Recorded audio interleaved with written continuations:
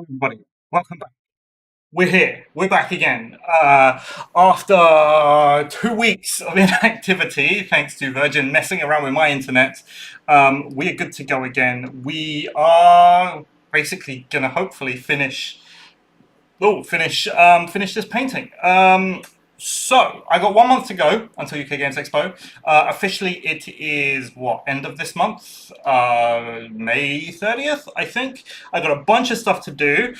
This is basically what we're going to be doing today. I've got to finish this. We've got to finish all this green. I need to get done. Because I've had enough of this green, I've had enough of painting this. I need to figure out what I'm going to be bringing, like, for the actual, like, warband I'm going to be playing at UK Games Expo. So we're going to do that. We've got to finish this tree, and I've got, like all this bamboo. So I think what we're going to do, we're going to finish all the green today. We are going to get the dry brush on everything. We're going to wash the bamboo. So that's just one dry brush to finish. All this basing stuff we'll hopefully try and do as well. And I think we'll be okay. Right, it is like 30 degrees out here in the UK today. Famously, UK houses do not come equipped with air conditioning. So I've got the fan going on in the background. If you can hear it and if it's a problem, please let me know, and I will try and do something about it. But there's not an awesome amount. Let's see, something like this, maybe, possibly, I don't know. We will see. But let's get on with it. I think let's begin. Right. So I need. What do I need? This is it. So what we're doing is we're copying. We're copying this. This is basically what we're going to do.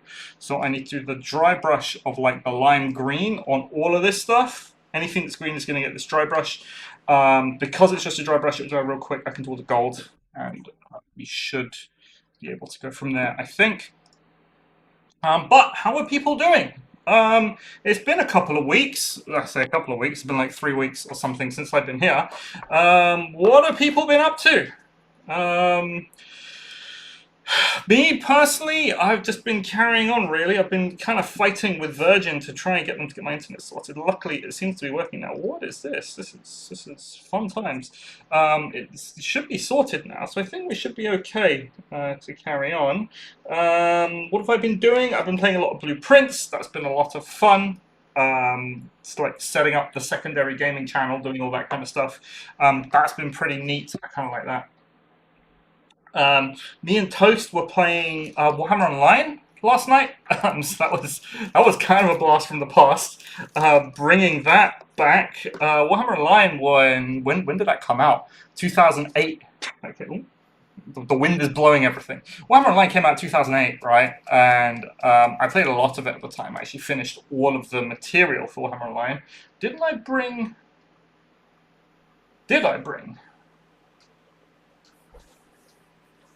Am I going crazy? Okay, give me 1 second. I need to go and get kitchen towels so that I can dry brush. 1 moment.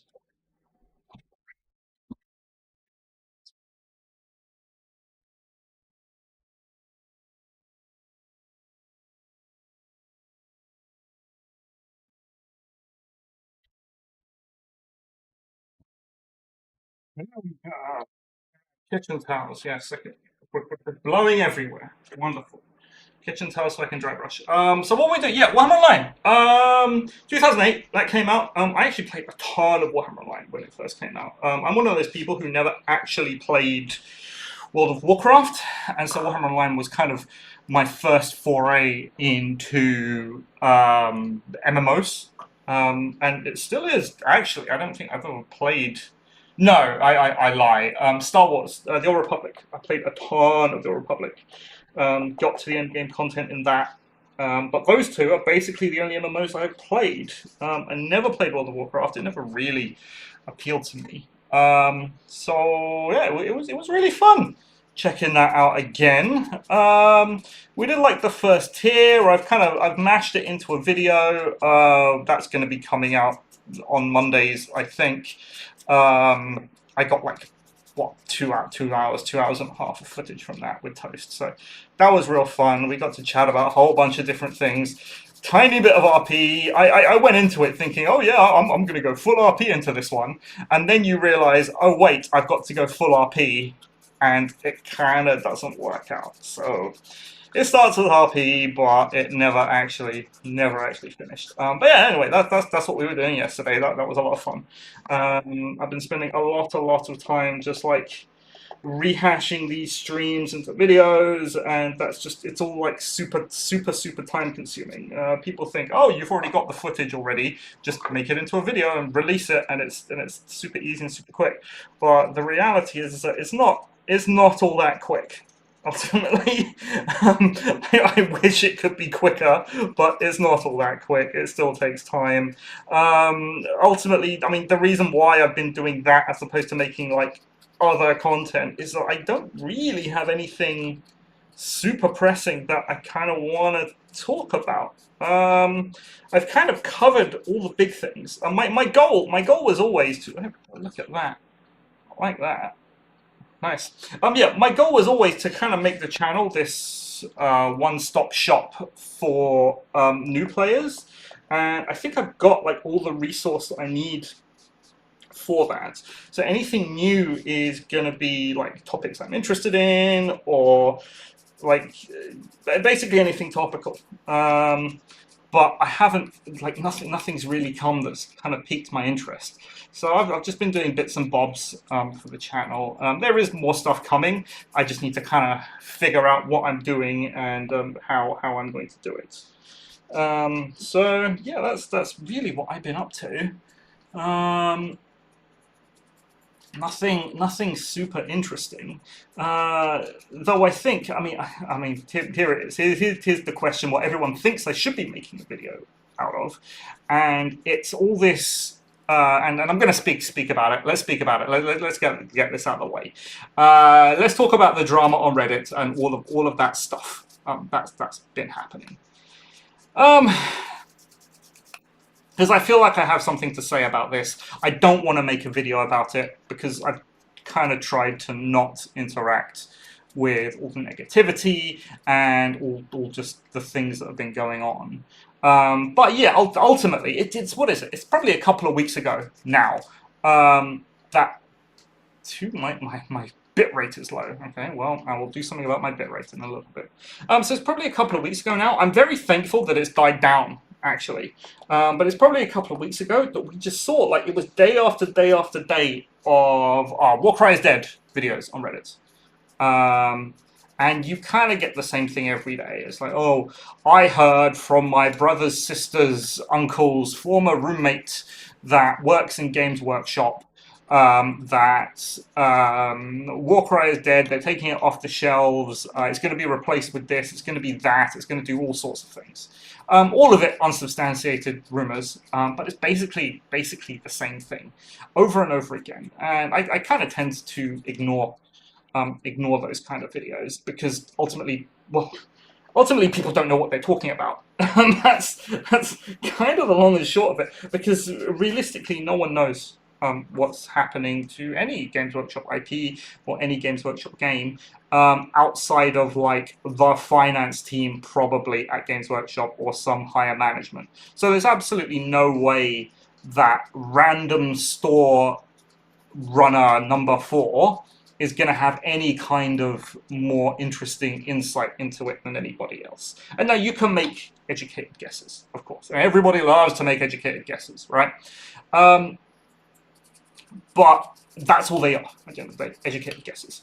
Now, the problem that I had was that a video went out, Tabletop Minions, Uncle Adam? Is that his name? Something like that.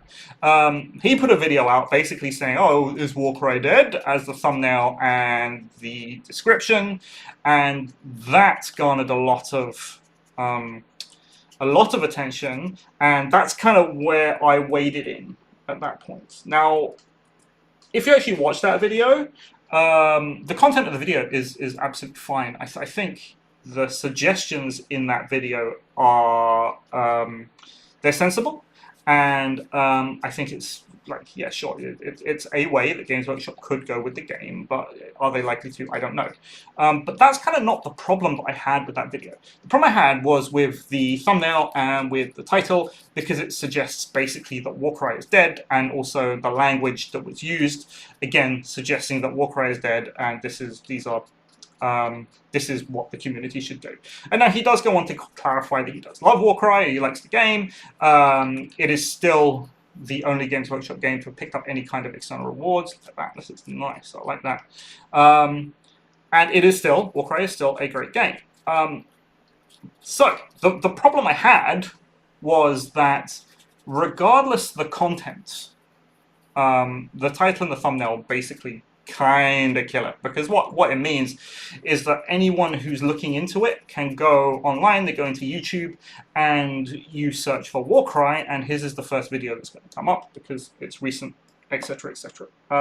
Just a word actually into, like, there seems to be a bit of confusion as to how YouTube actually works in this case. And as someone who does YouTube, I've done my fair share of research into how it works and what happens, right? So the way YouTube basically works, and the way the reason that clickbait works, right? Ultimately, what you're trying to do as a content creator is to get people to click on your thumbnails and to get people to click on your videos, right?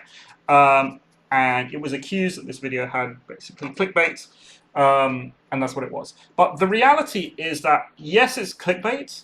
But it's clickbait for a reason, because it gets you to click on the video. But YouTube doesn't really care about the amount of clicks or views that a video has. What YouTube cares more about is the viewer retention. And what that means is, does the video deliver on the promise of the title and the thumbnail? So, if you click on a video, for example, that says, I will teach you how to make money in 10 seconds, if it does not deliver that promise, then the viewer will leave, he might leave a downvote, etc., etc., etc. So the fact that the video has a lot of views doesn't mean that it's going to be a successful video, and it doesn't mean that it's going to be pushed out to a lot of people by YouTube. That's really the downfall of clickbait and clickbait titles and clickbait thumbnails, because 99% of the time they don't live up to the promise of the thumbnail, and they don't live up to the promise that's basically been given. Viewer metrics will be garbage, people will leave, YouTube will stop pushing that video. So I get it. On the one hand, yeah, you have these titles and you have the stuff that kind of is there to get people to click on your video and to watch it, and all YouTubers do that. I do that, like, sometimes, most of the time. It's pure hyperbole. You kind of have to get people excited to watch your video and excited to click on it. But the problem with that video in particular that I had was, like, it's very different, me making a video that says, oh, YouTube is dead, right, than him making a video that says YouTube is dead. And the main reason for that is because I got, like 3,500 subs, right? He's on over 250,000 subs, which means his reach is automatically massive. So any kind of rebuttal video to that I might want to put out, or that anyone wants to put out saying otherwise, is kind of swallowed by the raw numbers of people who's just going to watch his videos anyway. And that's the problem that I have. As a content creator, you have responsibility, and especially if it's a game that you claim that you like, you have a responsibility towards the players of that game to try and keep the game going and not to panic people, basically. And that was the main issue that I had with that video. And then, of course, we saw it, like, off the back of that. There was one other, who is it? Discourse, there it is. Discourse Miniatures. They did a video off the back of that because Tabletop Minions is so big. Basically, they can put out a video, and then you can jump off the back of that, and you can ride that wave. And I think the combination of those factors, basically, it does more harm to the game than good, I feel. Because ultimately, if we just take the content of the video itself, right, it's basically saying that, well, if Games Workshop isn't producing anything for the game, does it really matter? for me, my answer has always been no. I don't need Games Workshop to produce stuff for the game. What I need is them to continue running events so that I can go to them, because that's when I get to play. Does it really matter? And here are all these things that Games Workshop could do, and here are all these things that you could do to kind of keep the game alive in your social circles. But you put out a big old thumbnail that says, "Oh, Warcry is dead," and then eventually some people listen, and if it puts people off, it puts people off, and that's the real problem. And that's kind of like, that's where everything accumulated over on Reddit. People went kind of crazy. There were a lot of posts going on about that particular video and what happened, and I feel like what's happened because of that, well, not because of that, like in the whole run-up to all of this, is that it's all become extremely polarizing.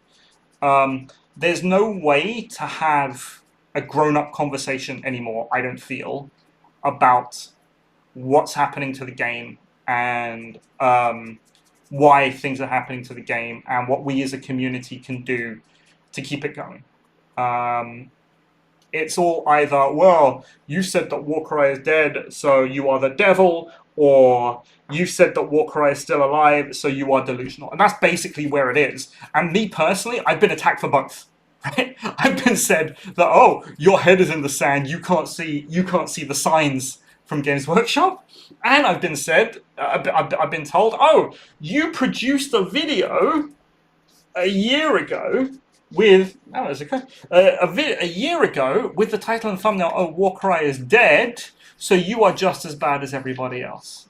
And it's like, all right, well, yeah, if you want to take it at face value, then sure, that's totally what I did, but it also had a jokey meme thumbnail to it, and we immediately went into this kind of joke segment where I said that was basically a bunch of garbage. And I've been attacked for both, and it's kind of crazy. So we're at this situation where I don't even think that you can have a grown-up conversation about it anymore, because it's just so, like a lot of things in the world today, it's just so polarizing, the topic, that it's just going to explode into something big. And that's why I haven't done like a big old video on the topic since the video that I did last year, because you know what, it's kind of just not worth it. It's not really news, because it is no news ultimately, because all I'd be doing is replying to what other people are doing, and that's not really content. That's just me giving my opinion. And I know that's basically what I'm doing nowadays, just giving my opinion on stuff, but you know, there's things that I want to look at and things that I don't really want to look at, and this is one of them. Hello, Martin. How are you doing? And I get it, right? If you're passionate about the game, you want to make sure it's going on, and you want to make sure that people know what they're doing and what Games Workshop is doing, and you want them to produce new stuff. But I mean, even if it doesn't happen, my question is, does it matter? If your enjoyment of the game is solely based on Games Workshop producing new stuff and not just like playing the game, I would argue that you might need to look at that. Basically. Now, there is something to be said for your player base moving on, right? And that is something that's something totally real, and that's something that you need to look at. But ultimately, I think Dimitrios is like the biggest proponent of this. As long as you keep playing the game and you have spaces to play and you organize games, even like pickup games or whatever, then Warcry can never die. So that's basically it. And Dimitrios has done a lot of work to try and keep this going. Of course, in the UK, he's put on a ton of events, and he continues to put on events, and I think he'll just continue to put on events regardless of what Games Workshop does. Yes, there he is. Hi, Dimitrios. How's it going?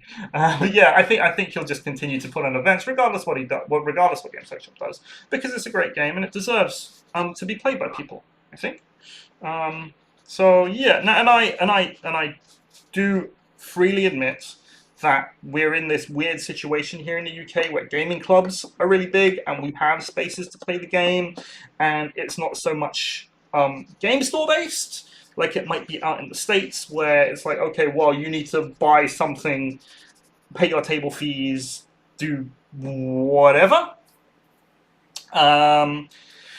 So yeah, it's a bit different, but you know, it doesn't always have to be in a game store. You can go to a friend's house. You can do whatever. There's 1,000 ways, for you to keep playing and for you to keep enjoying the game without some dude on YouTube saying, "Oh, it's dead. It's not dead. Whatever." Right? I'm rambling now, but that's the long and the short of it. Onyx, hi, really enjoyed the videos. My buds and I are going to play our first game this weekend, so hopefully Warcry keeps going one day or another. You know what? Welcome to the game. I am happy that it's something you decided to get into. It's super fun. I think you'll have a good time. And again, you know what? You just play with your friends. Even if that's all you do and you have a good time about it, it doesn't matter if Games Workshop puts out 100 different models or if they only put out one over the next year. You're having fun, and that's kind of the point. But yeah, that's all I have to say on that particular topic. I know it's a bit rambly, but you know that's kind of where we are. Right, so green is done. Green is highlighted. I need to do this on this. So let's do that. We got the metallic Sharpies out again. So we are going to quickly go over all of this. There we go. And yeah, we got UK Games Expo coming end of the month.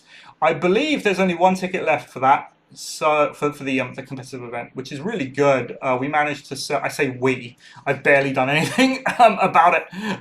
Demetrios has managed to sell 47 out of our 48 spaces, which is fantastic. So one space left. If you haven't got it and you're planning on going UK Games Expo and you want to play Warcry on the Friday, there's one ticket. Really. So go get it, and we can have a big event. I think it'll be actually, if I'm right, 48 players will be the biggest event in the UK after Warhammer Fest 2 years ago. So 2 years ago at Warhammer Fest, it was 50 players. It was actually where I first met Demetrios. I played him in the 3rd round. I was playing Hunts of Wanchi, and he beat me with Soulblight Gravelords, actually. And yeah, so that was 50. This is gonna be 48. Most Warhammer World events are like 35 to 40 level. They're kind of capped by the amount of tables they have available at Warhammer World and also the amount of terrain. We are also capped by the amount of terrain, but you know, we've been doing a lot of work to try and sort that out. These two tables, so this Sundered Fate and my other table, are going to go towards that. So you'll be able to see those at Warhammer Fest. I don't know what I'm going to bring yet. I need to figure that out. Basically, I have a whole bunch of boxes down there, which we might take a look at in a little bit. It's basically like my unfinished project boxes, right? So we will check that out, and maybe we can come to some kind of decision. I got all sorts of builds, all sorts of ideas. I mean, at the very least, if I run out of time, I can pick up one of my existing warbands. I don't know what missions it's going to be yet, because Demetrios refuses to tell me. So we will find out a little bit later, and then hopefully it'll be something good. I mean, not that I generally tend to build. I mean, all right. I tell people to build towards mission packs and to build towards the event that you're going to be running. Right. That's what I tell people. It's good advice. People should take that advice. I don't actually tend to do that. I tend to kind of just build the warband I want to build, and if it's gonna be, and it'll be right, it'll be a functional warband at the end of it, and it'll kind of do what it does, and I'll just try and play it the best I can. That's basically where I am with warbands and how I do it. So really, the mission shouldn't matter. What will matter is my hammer dagger shield, where that ends up going. But that's something that we can figure out. We can figure out a bit later, I think. Right, metallic Sharpies. Get all of this done. Look at that. I love the metallic Sharpies. They are literally one of the biggest time savers on metallics, doing like trim and stuff you can ever have.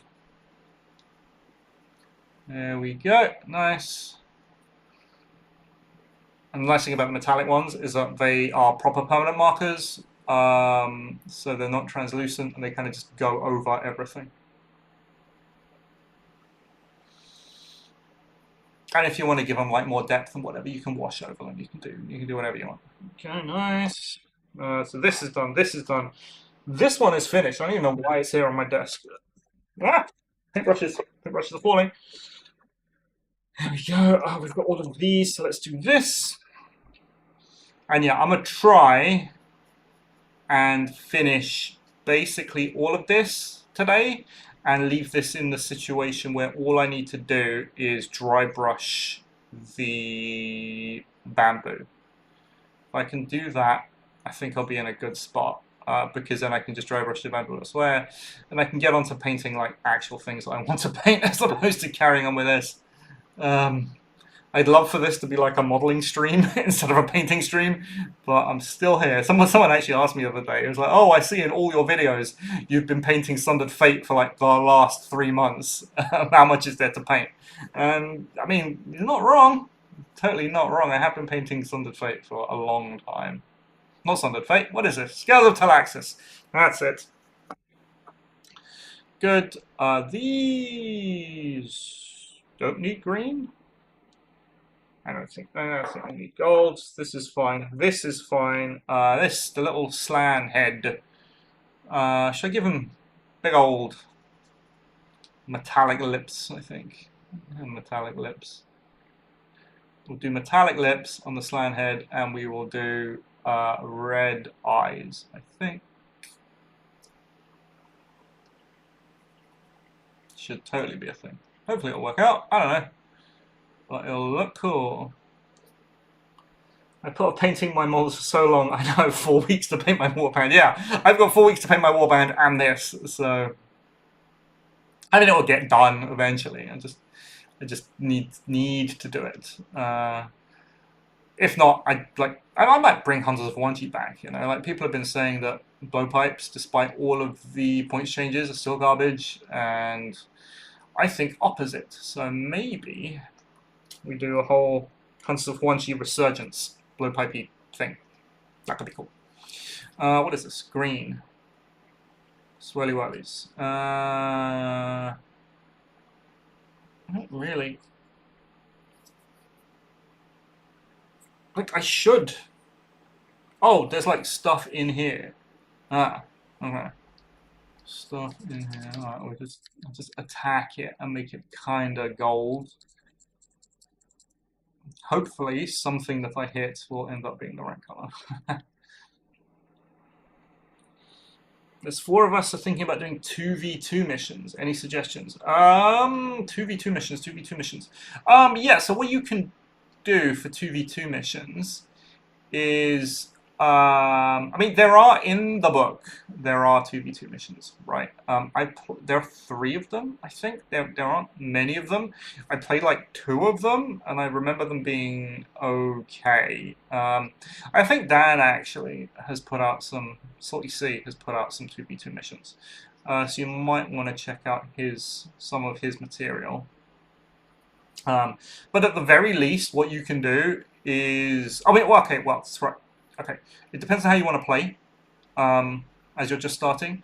Do you want to do the whole hog Warcry experience and draw from the decks, or do you want to take a more match play route and just have pre-built missions that, all right, let's face it, they are more balanced. So it depends on what you want to do. If you want to take the match play route, I suggest just taking any of the missions, the match play missions from the rulebook, the core book. Yeah, they're a bit skewed, but I mean, it's your first time, so it doesn't really matter. And just going half a warband apiece, and then running it like that. So you take 500 points, your partner takes 500 points, and then your opponents take 500 points each. And then you kind of play that way, alternating your activations. That's something you can totally do, and I think that'll work. Okay, this thing, tree. Is there another jar? There's another jar. Alright, let's do this.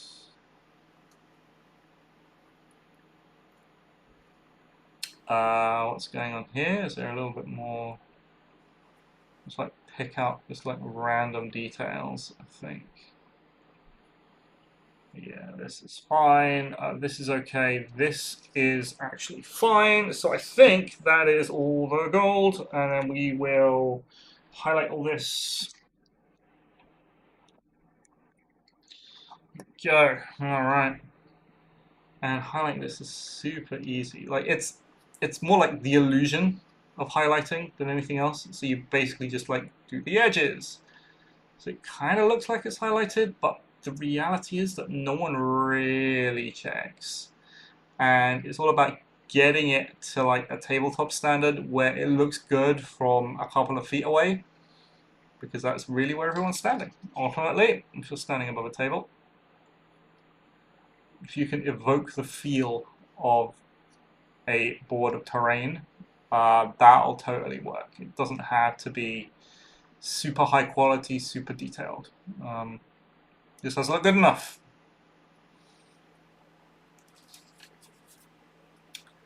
Okay, so this is fine. Silver, silver, silver, silver, silver, silver. Bam! Look at that. From a distance. Awesome, awesome, awesome. Okay, let's highlight all this.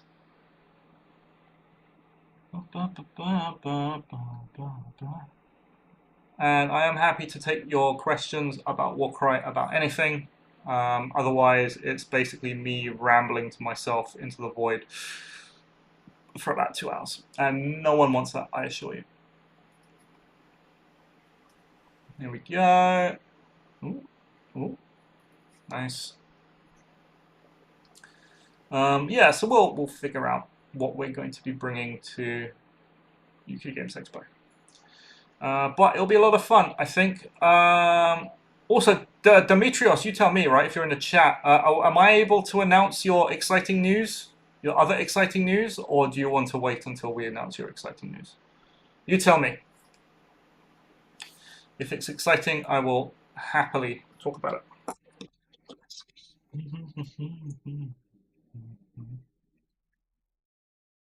Not yet. Okay. Not yet. We won't talk about that yet. That's fine.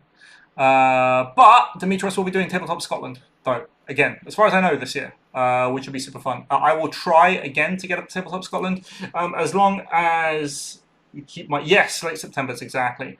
As long as, well, one, I can get that really cheap Ryanair ticket, or whatever it was, EasyJet ticket again.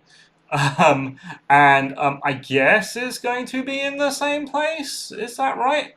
Tabletop Scotland by the airport, because that was actually really, really useful. What I did, like me and Charles, we got on a flight in the morning. Basically, there we go. It's going to be in the same place. Awesome. We landed at like 10 or something, and then the event itself started at like 10:30, 11. And we basically played the event, went to Tabletop Scotland, and then got on the evening plane home. And it was very quick, very easy. It was actually, oddly enough, it was cheaper to go to Tabletop Scotland than it is to go to most other events, because the flights.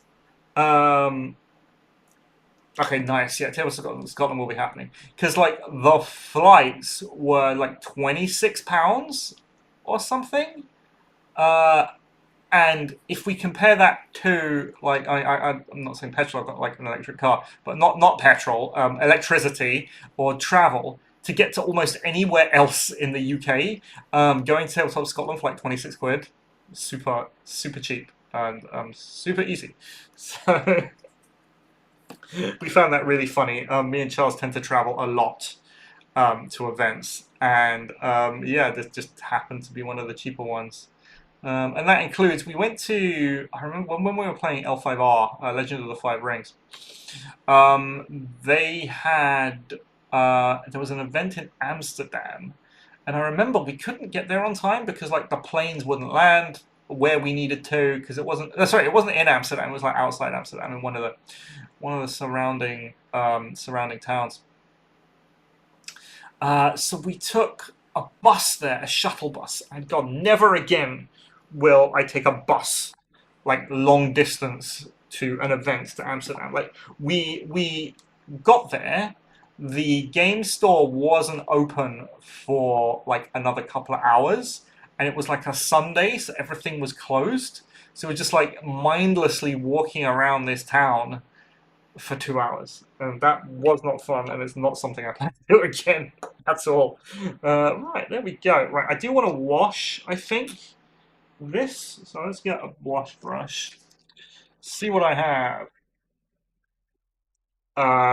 Brushes, this one, pick this one.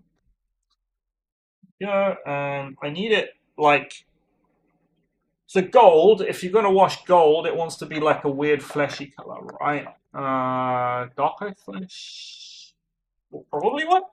Let's see. Darko flesh will probably work.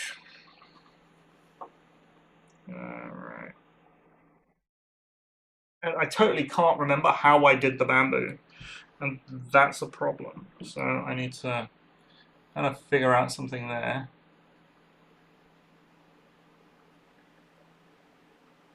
Oh yeah, there we go. Darko flesh totally works. Nice. Gilliman flesh, yeah, Gilliman flesh, yeah. Any one of those kind of flesh colors. I'm just using dark oak because that's what I have. Really, I have a limited palette, so that's what I'm going to do. Yes, that's also true. Yeah, so at UK Games Expo, there is also a narrative event happening. It's going to be happening on the Sunday. So if you guys are going up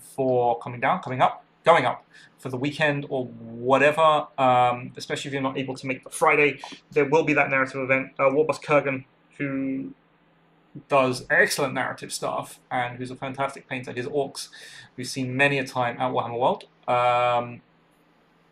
He's running it for Demetrios, and that's going to be super fun, I think. I will unfortunately not be able to be there for that because I can only really get out the one day. I'm going to drive up on Friday, play the event, and then come back. Basically, that's the long and the short of me. Although,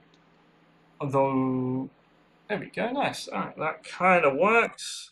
This is okay. Do we want to do little? Should we do little gemstones while we're here? Yeah. Red? Do I have red?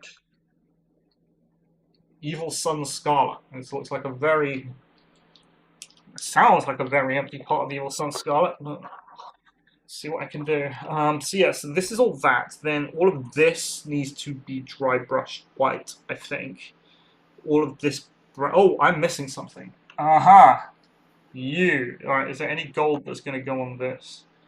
I actually don't think so. So this piece goes on here. Oh no, you need to.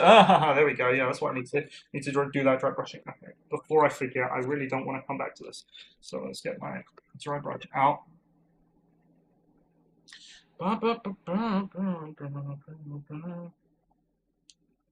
Go tissue. Maybe on a second day narrative. Yeah, more narrative events will be super fun, I think. It's kind of it's how Warcry was designed, right? So people seem to dig narrative events, and I think for all the flaws that the Warcry narrative system has, I think it does work over like our 4 or 5 game short. Over a short time span. The problem running narrative over a long time span is that fighters basically get out of control with all the upgrades and all the weapons and whatever. But running it over short time span totally works. Not that I've actually played any Warcry narrative, believe it or not. It's just something I haven't had the opportunity to participate in. But maybe Tabletop Scotland, if I'm not playing in the competitive event, we might do that instead. Because, I mean, to be honest, I've kind of achieved everything that I want to achieve in competitive Warcry. If you get me, I got a ton of trophies in those cabinets. and I've done it with all sorts of things. So I think this year I'm gonna be looking more towards. I don't want to say fun warbands because all the warbands that I build um, have been built with purpose, right, and with a thought in mind, and that's really what you have to do when you're building Warcry warbands if you want them to be able to compete properly. Like they don't need to be the most efficient thing on the planet, but what matters is everything has to be there for a reason, even if that reason is just like to bulk out and to be numbers, right? So what I'm thinking about doing, and we'll see it if we get around to it a bit later to check out these crates of unfinished projects, is that I've got a whole bunch of ideas of warbands and different things that I want to play, but I really don't get to play them all. So maybe this is the year that I just like chug out all of those weird, wacky ideas and see how they do. I'm sure they'll be fine because again, the warbands will still be built with purpose, and they'll still be like all the models will be there to do a thing. But yeah, who knows? We'll see. We'll see what happens. No. Let's see if this red's dead or not, because I have no clue. Oh, all right. Yeah, red is coming out. I haven't spilled it everywhere, so we should be okay.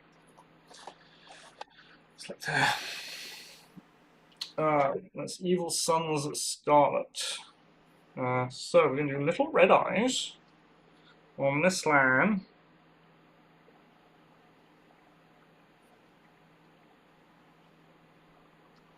There we go. Little red eyes.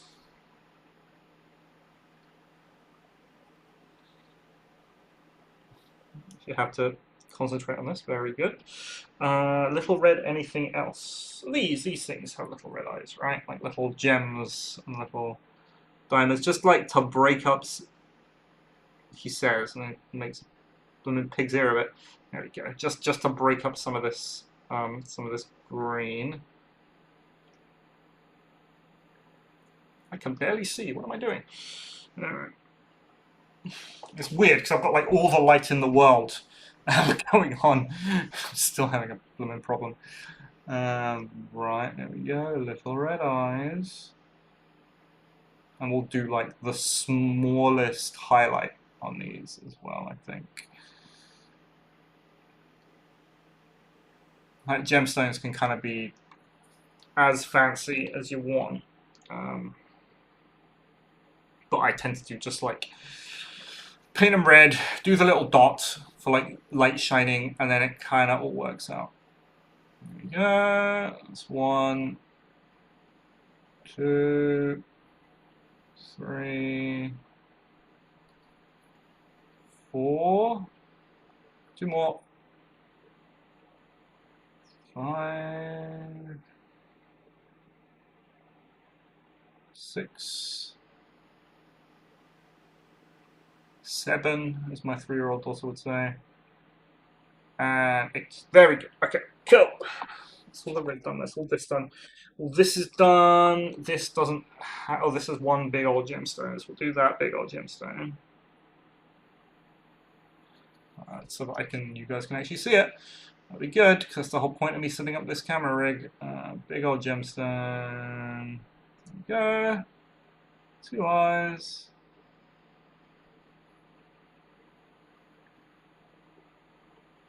Okay, good. Alright, so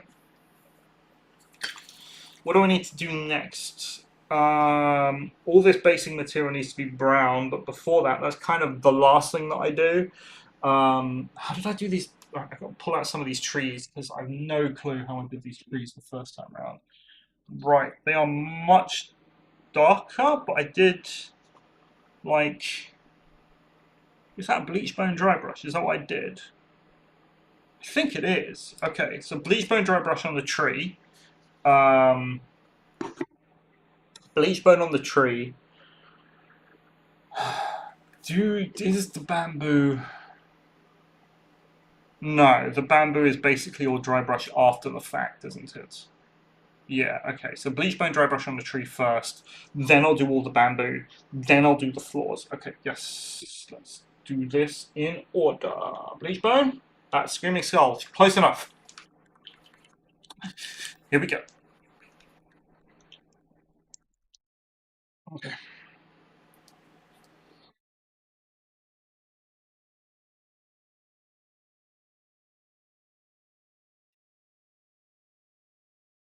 Okay. I should burn off bleach bone, I hope. Saw your werewolf keep clip recently. I think Royal Beast Flayers could be a good team to prox them thematically. The way you tend to like to... Yes, yeah. So I've been thinking about that, what I'm going to do with the werewolves, because I think they're going to be real cool. Um, I'm looking at the Space Wolf range now, because I completely forgot that the Space Wolves have like a ton of Wolf models, and with that new guy coming out, I think is it like another Logan Grimnar? What they're doing, I can't remember. He's got his 2 Giga Wolves, so like, you know what? If Claws of Karanak weren't so bad, those Claws of Karanak. But yeah, totally. Royal Beast Slayers could be a very good team to use that under. Or, you know what, I could do... Like, the problem is the size of the werewolves, but if I could get enough, and I get enough like wolves and dogs and stuff, running dog list from Monocorp Hunters could be kind of fun. I've never ran it myself. Like, the first time... I mean, I played into dog list, and I thought it was, like... the most negative of negative play experiences, basically. But who knows? It might be worse now. Maybe, I don't know. Yeah, maybe dog list with werewolves. Lord with dog could be like a werewolf, and I'll get like a bunch of little doggos. That should kind of work. Right. So can't remember. So let's do this as. Dry brush.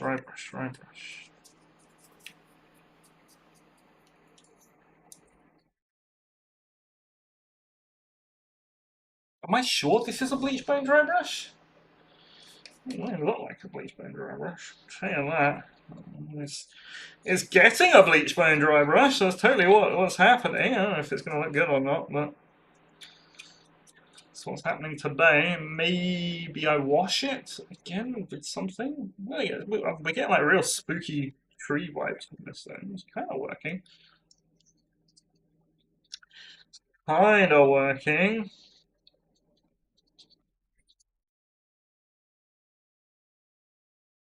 A lot of my painting is just like, oh yeah, it's dry brush, wash, dry brush, wash. And it kind of works out, especially on this like massive like hunks of terrain.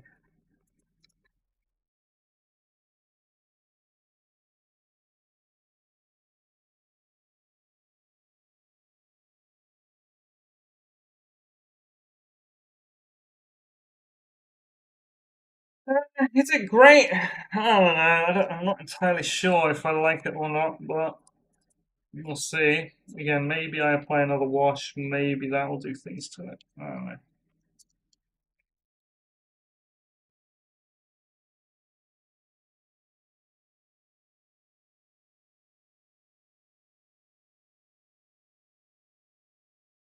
Oh, chunky dry brush.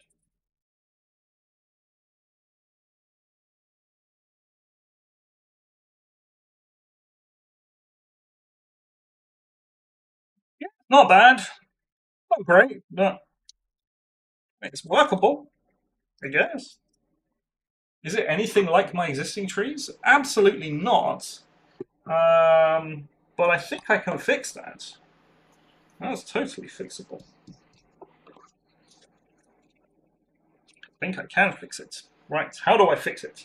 That's the question. I think. Right, show you what I got. Where? It's like. Is it null oil? No, it's not null oil. Let's not be silly. Is this apothecary white? This is what we need. Apothecary white. So this is apothecary white is like a grey. Now they say it's a white contrast paint, but it's not because you can't get a white contrast paint. It's a grey contrast paint, which is kind of good enough. Really. Would I use it on white armor? Absolutely not. If you are going to use Apothecary White with a view to do white armor, I would heavily suggest against it, like neat from the pots. However, if you're going to if you really want to use Apothecary White, do water it down. You can get contrast medium from Games Workshop. I mean, you can buy it from all sorts of third parties, but it just happens to be where I got mine, right? So you get contrast medium, and it's a 4-to-1 contrast medium to Apothecary White mix, and then it will go on really smoothly. You won't get the pooling, and you can do armor with it. There we go. That's already looking a lot better because it kind of brings all the tones in. Once I do this, I will show you exactly what I mean, because I painted a bunch of towel planes for Aeronautica. Me and Charles were on a real Aeronautica binge at one point, and we would meet up once a week and we would go through every single mission in the Aeronautica books, and we did it. We played every single Aeronautica mission, all the narrative stuff, all the competitive stuff. I built stuff for like there are some real freaky missions in the Aeronautica book. One is where, like, oh, you're attacking a sky fortress, and the sky fortress has a lot of weapons, and you've got to try and take down the quadrants of the sky fortress, and all this lot.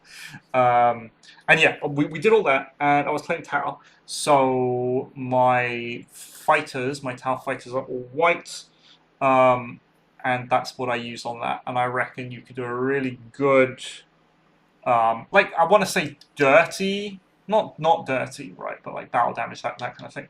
White Space Marine Force with that mix of 4-to-1 Apothecary, no, 4-to-1 contrast medium to Apothecary White. There we go. I can talk. Talking works. Yeah, Scales of Talaxis is hard to find right now. I was actually pretty lucky. One of my local game stores, 5 of them went in stock, and yeah, bought up mine, told everybody, and then it instantly went out of stock. Like within a couple of days, people bought it. But yeah, Scales is one of my favorite terrain sets, kind of ever, almost. Super cool, and it's basically everything that you would want out of a Warcry terrain setting. You've got interesting set pieces, you've got trees, you've got the bamboo, you've got all sorts of things. There we go, look at that. That's better. That's a lot better. Okay. Alright, I'm suddenly feeling a bit better about myself now. Yeah, let me go get my towel plane very quickly and show you what I mean with the Apothecary White. Give me a second. I am here. Right.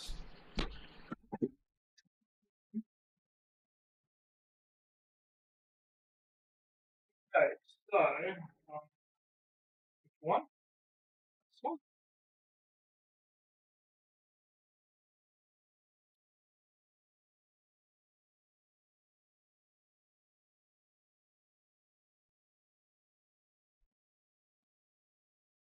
Okay, so Apothecary White. Let me do this so that you guys can see what's going on here. So this is, there we go. This is a tiger shark. See the whites in there? I also did all like the grime streaks and whatever. But you see how there's no pooling on it? That's because when you water down the white with the medium, it doesn't settle. I mean, it doesn't pool as much as it does normally, so you can use it for big flat armor plates, right? So if you are playing like Space Marines or anything else that might want white, that's something you can totally do. Right, let me close this so my dog doesn't smash into the door.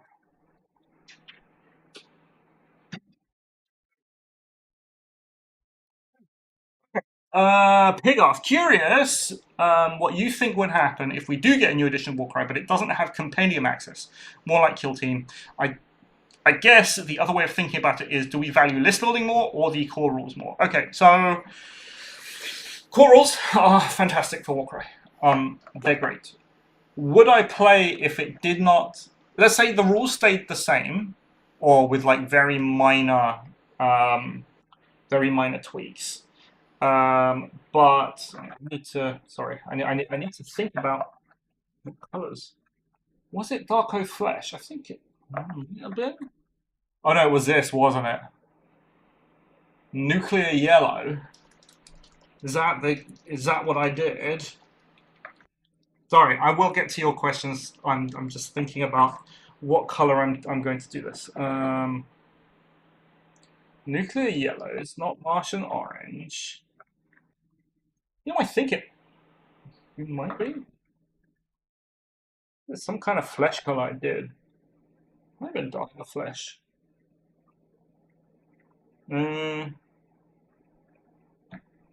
I mean, you know what? If it wasn't Darko Flesh, it's going to be Darko Flesh now. Right, anyway. So, list building versus core rules. Right. If the rules for Warcry stayed the same, right, or got very minor updates, I'm talking like, you know, there are things that you can clean up in the core rules of Warcry. And we went to a kill team style building approach where there isn't really any list building and there's a little bit of flexibility in the kind of teams that you can have, and it's done basically as a sacrifice to get more more balance. That's the whole argument, right? Is that you can't balance the game because there are way too many fighters. I disagree with that, but it's an argument, and it's the chief argument that people say on kill team list building versus Warcry list building, right? So let's say it went to that. Would I play the game? Yes, I would play the game because the core rule set, this doesn't look like what I did. It's not this color, because the core rules for Warcry I think are fantastic, and I would still play it because I play it ultimately for the rules. Yes, I play it partially for the skill expression, but I love the rules set. So I play that. It's the whole reason why I don't play Kill Team at the moment. It's not because there are fixed teams. I don't play Kill Team because I think there's way too much rules bloat. So give me Warcry, give me more Warcry, and I play it.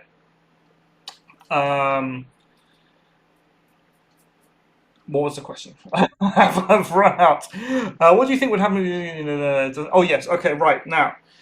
Would it alienate a lot of people? Most definitely, because there are totally people who play Warcry because they love the team building aspect. And it would alienate people, most definitely it would.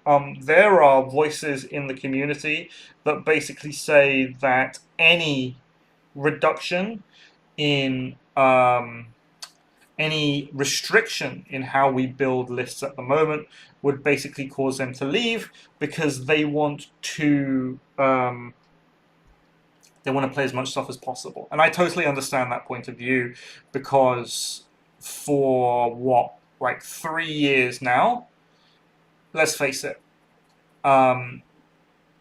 the current rule system with allies and all this kind of thing is the way that in the core book they tell you to play. I know a lot of people don't play like that, and they all only play one box warbands. I know a lot of people like playing one box warbands, but ultimately it's baked into the rules where you have your allies and you do all this stuff. Would the game be richer or poorer for that? I think it would be different. I don't necessarily think it would be richer or poorer. Would I think there are a couple of ways that Games Workshop could go. If they went in that direction and they said, all right, well, Compendium is gone, it's only going to be bespoke warbands, or there's going to be a very limited ally pool or whatever. I think it does give the opportunity to give warbands more of their own flavor. But one of the biggest criticisms that a lot of people had of Warcry, especially early in this edition, I think, was that warbands basically look the same. And in some places, like some some areas in the world, they kind of still do, where you got your big smashy guy, you got your chaff, whatever's the best big smashy guy is, whatever the best big smashy guy is, whatever your chaff are is whatever your chaff are. Warbands kind of play the same, and they kind of do that. Now, there are a lot of warbands that have their own distinct playstyle. A lot of those specifically are bespoke warbands. So, for example, any of those warbands that kind of work by themselves as a one-box bespoke, not as a one-box bespoke, but work like by themselves mechanically. So I think stuff like Wild Pop Hunters, they have their own specific playstyle, and it kind of works. Now, if that was extended to all of the warbands, that's something I think I would enjoy, where every warband had its own playstyle, and you could really find something that you wanted to play. But it does mean that I couldn't basically do the things that I do, where I build a warband to do a specific thing, I look for all sorts of different fighters, and yeah, the list building would definitely suffer. So, right, I'm kind of rambling here about it, because I don't think there's a specific right or wrong answer, because some things will appeal to some people, and some things will appeal to other people. I would continue to play Warcry anyway, because the rule set is that good, and it's basically the only rule set that Games Workshop produces that I want to play today. So as long as the rule set stayed the same, I would still play it. Would I be sorry for the loss of list building? Yes, most definitely. Is that enough to stop me from playing the game? Absolutely not. That's kind of where I stand on that. Dimitrios, if a new version of Warcry got rid of Compendium, it would wipe out 75% of my collection. Lots of people have basically bought into AOS because of Warcry. That's true. That's 100% true, and that's the big downside. On Games Workshop's standpoint, it's how much do you want to alienate the existing player base, and is that worth the new players that you think you're going to get? And that's the calculation that Games Workshop has to do. They say, all right, we get rid of Compendium tomorrow, we redesign this, we do this, this is how it's going to be. How many players will we lose versus how many players will we get? And personally, I don't think that they need to do that, because players who play Warcry today enjoy playing Warcry today, and Warcry as a game, the Warcry sales, let's for argument's sake, the Warcry sales aren't bad because bespoke warbands, but because Compendium exists. Well, they are in a way, right? But like, people aren't not playing bespokes because Compendium exists. They're not playing bespokes because the recent 4 bespokes were kind of bad, if you get me. So I think that Games Workshop doesn't need to implement such a radical design change to how you build warbands in order to get new players. I think that if a new edition were to come around, you could basically have it as you are now, but with a much more pared back roster. I don't think like half the fighters in the roster, I don't necessarily think need to be there. You could do that, not alienate your existing players, and still pick up the new players, because the merit of Warcry is the game system itself and not just the list building, if you get me. They tried to Underworlds, it didn't work. It didn't cripple them. Yeah, they don't need to remove Compendium to improve the bespokes. Exactly. That's it. Right? They just need effort. They just need to make the bespokes better. And I've been saying this since day one, by the way, that bespokes should be better than Compendium teams. Right? And okay, yeah, if a bespoke warband is only going to have like 4 or 5 different choices, those 4 or 5 different choices should be really good, and they should be better than Compendium teams, because ultimately you're playing Warcry, you want to play with those fancy Warcry models, and all the Warcry models are great, right? I don't necessarily care to play with, here is Dwarf Sky Pirate number 874 that looks like all the other Dwarf Sky Pirates, right?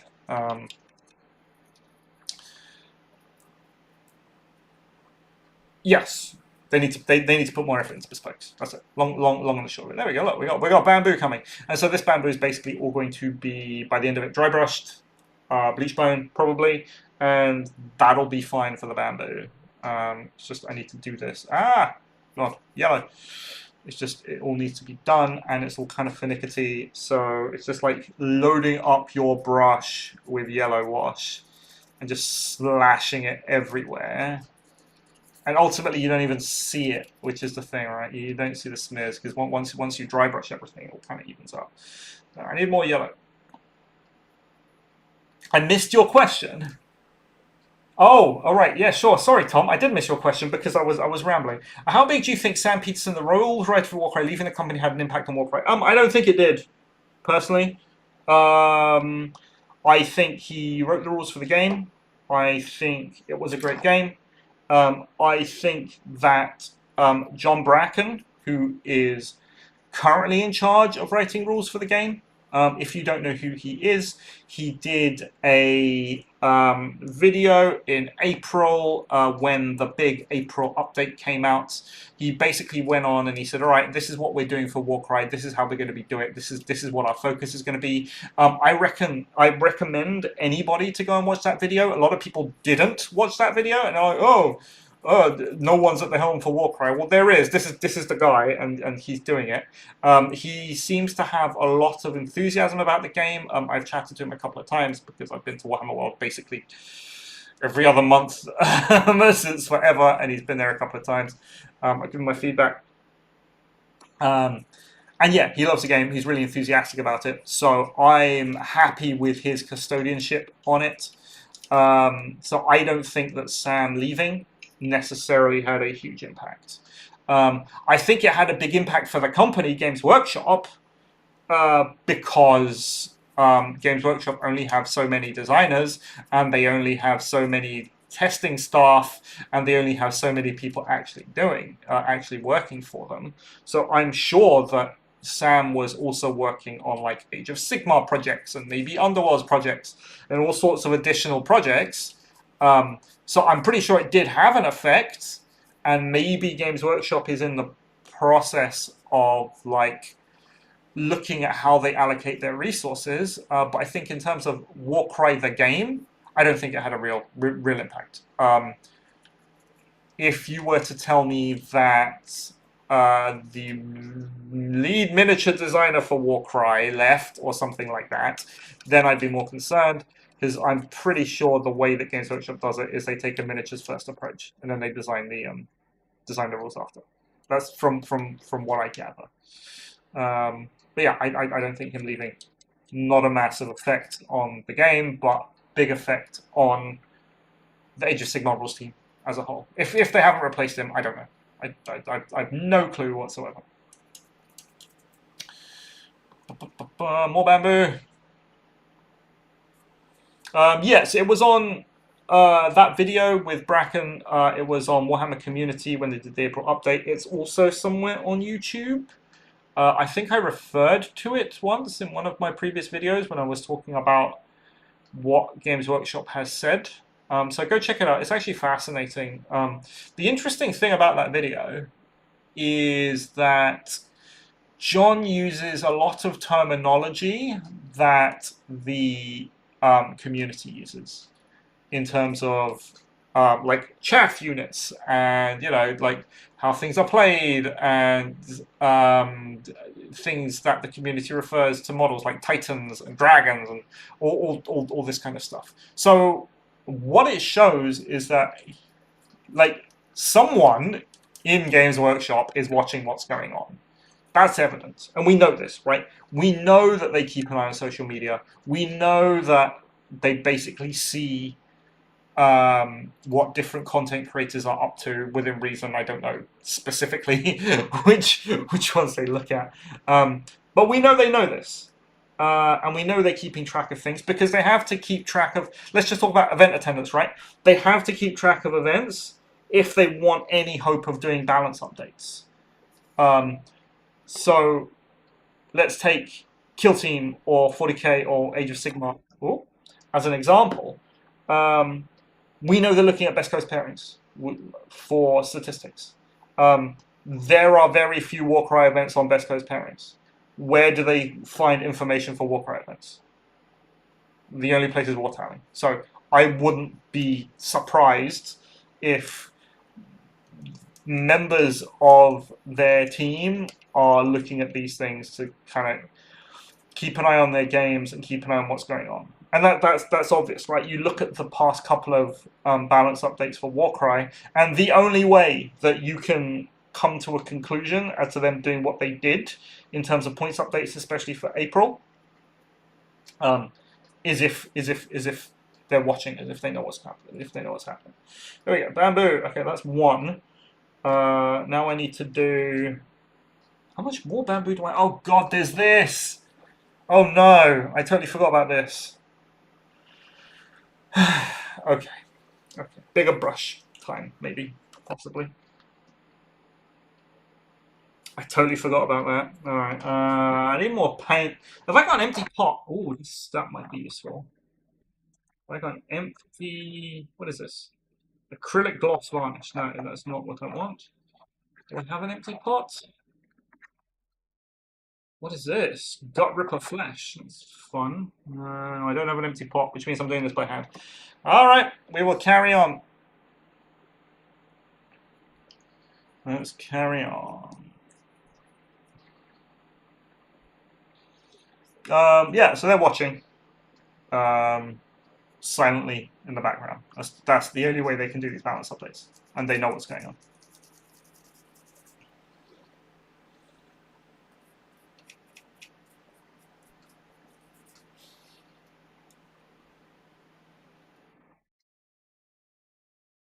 Right, now this I have to be kind of careful on because I do not want to get the yellow onto tree. I'll do some nice purple for the tongue. I think that'd be fun.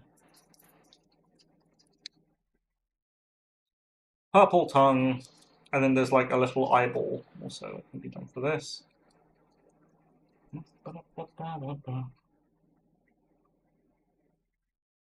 And I think what I did after I did the yellow is I did use whatever it is, whichever flesh, and I put that in like in the middle here to give it a little bit of shading. I think that's what I did. The question is, did I do it before or after the dry brush? I'm pretty sure it was after the dry brush.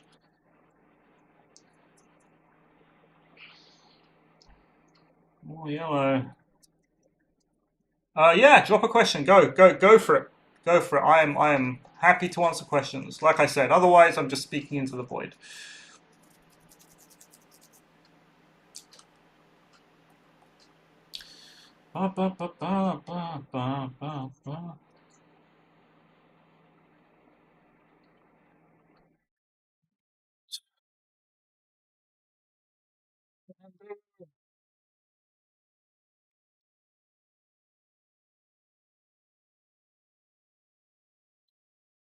All right.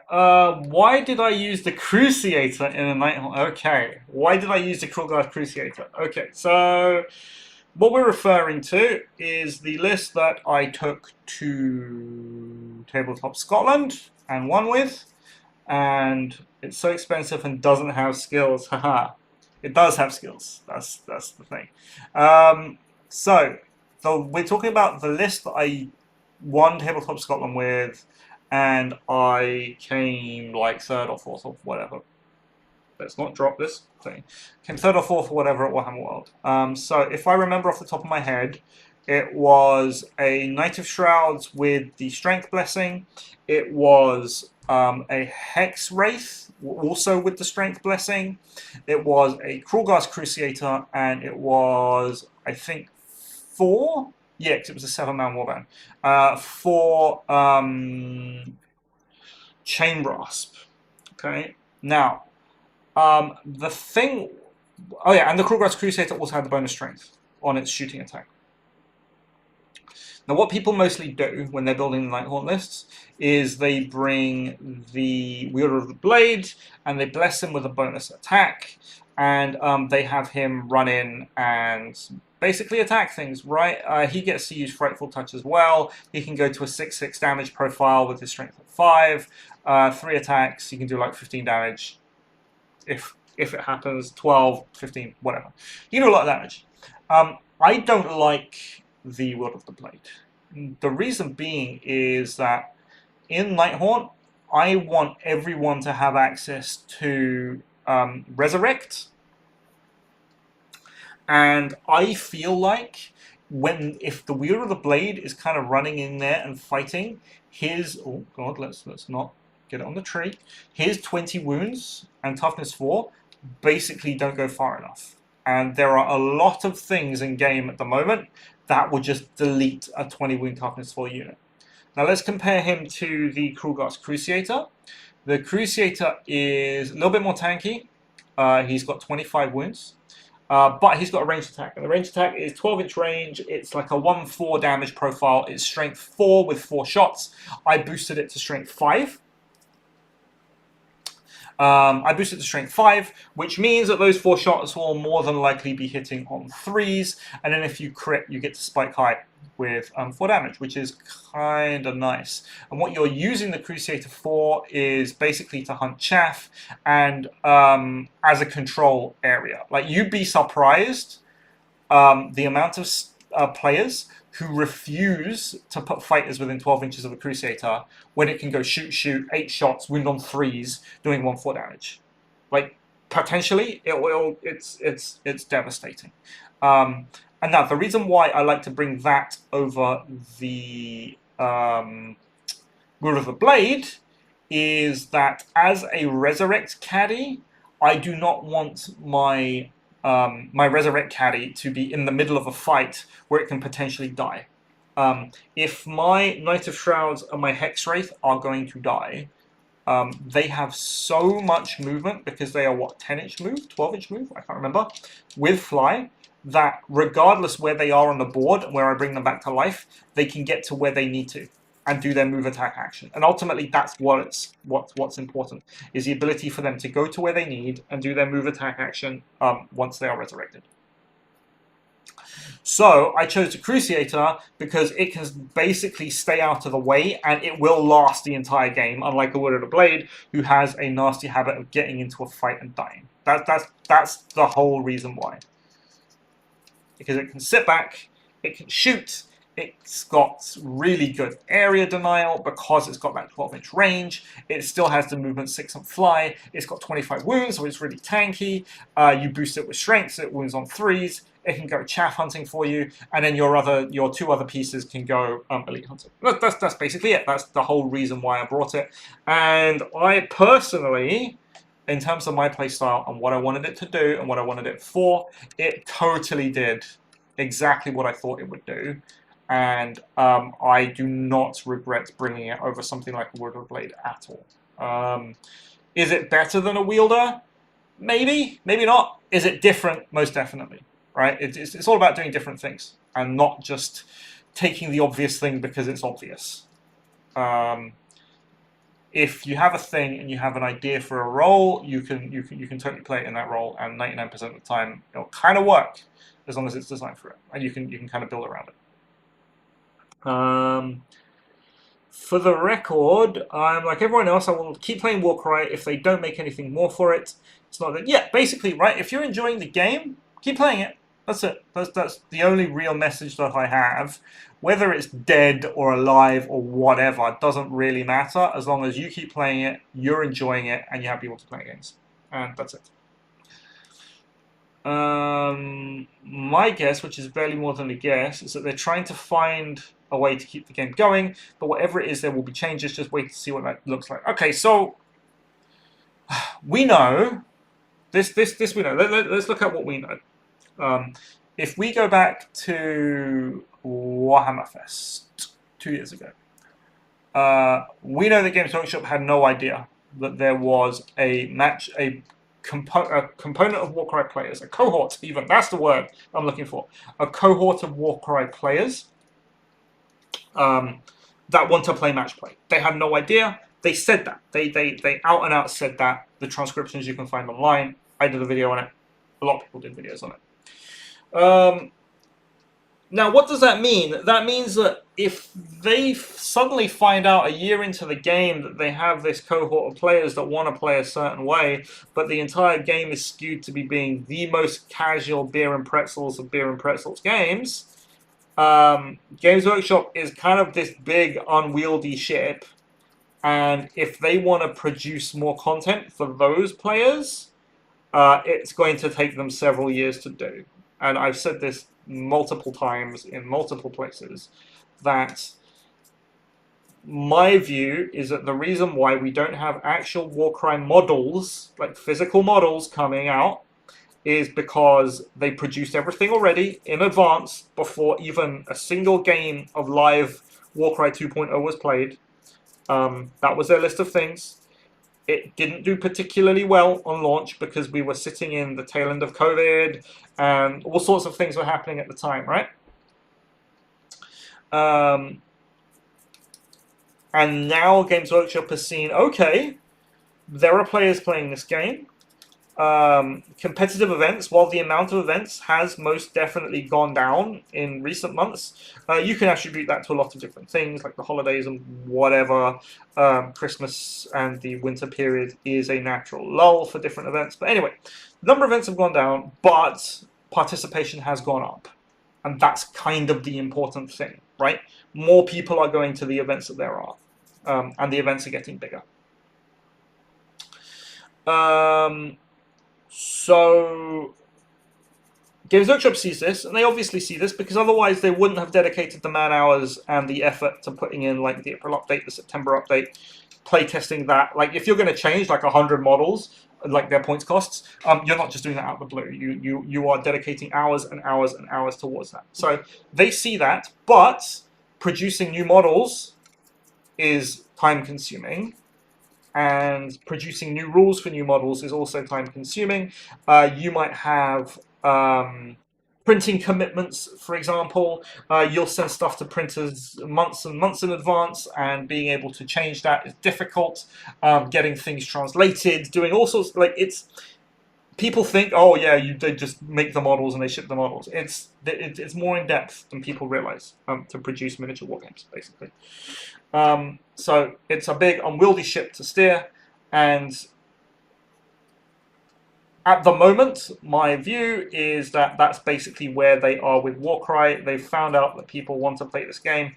So what they're doing is they are producing errata updates, because outside of physically producing new models, new books, new campaign packs, new whatever, that's kind of the easiest thing for them to do. Now, because they are doing this, to me, that is an indicator that they have some kind of idea for the game, what they want to do in the future. Does that mean it's going to come in the next 3 months, 6 months? Most probably not. Could it come this year? Could it come next year? Maybe. But the point is that if they continue to produce these updates, and I don't see any reason why they shouldn't, they must have some kind of long-term goal for the game, even if that goal for the game is keep existing people playing, keep putting on events, keep producing balance and update erratas, right? So I don't think it's going anywhere. I just think that the start of Warcry was pretty rocky. Games Workshop didn't know what they had. They kind of mismanaged it as a game, and it's slow for them to change course. That's what I think. Pigarth, heading out, going to play Warcry. Actually, we'll catch up with the rest of the stream for that. Yeah, thank you very much, Pigarth, for joining us. Go have fun. Go have fun. Dimitrios, it's funny because I've always maintained that the casual competitive tag they had for Spearhead fits so much more to Warcry than Spearhead. Yes, exactly. It wasn't casual competitive. It was casual matched play, I think. There was an entire Age of Sigmar update about being casual match play, and talking about what casual match play meant. Now, talking about what casual match play meant, and what that was all about.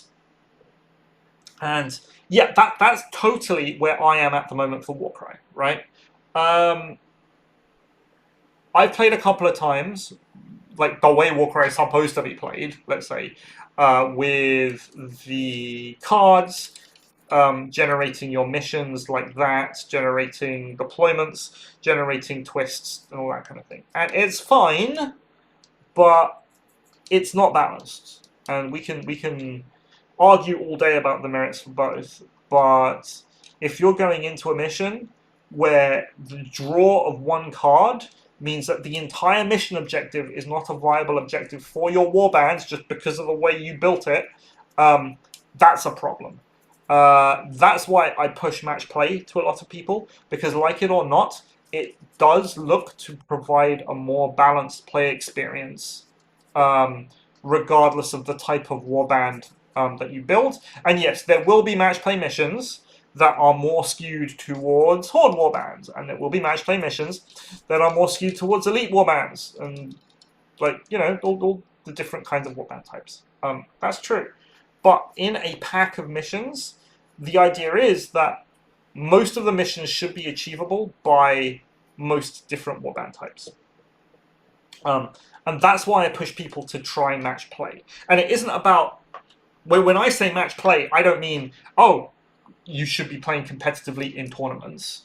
When I say match play, I mean you should be playing Warcry in such a way that both players have as much of a chance to win as possible without the mission basically screwing them over. And you can get that out of match play, and you can get that out of match play missions. And that's where this idea that Games Workshop was talking about of casual match play really came from. Because ultimately, if you can go somewhere, you can play your pickup game, and you play a match play game, then that increases the chances of both players basically having a good time, because they aren't totally fucked over, excuse my French, by stuff that isn't really inside their control, like drawing, oh yes, lightning hits the field, so your shooting warband is turned off. And there are twists that are like that, where like ranged shooting just does not work.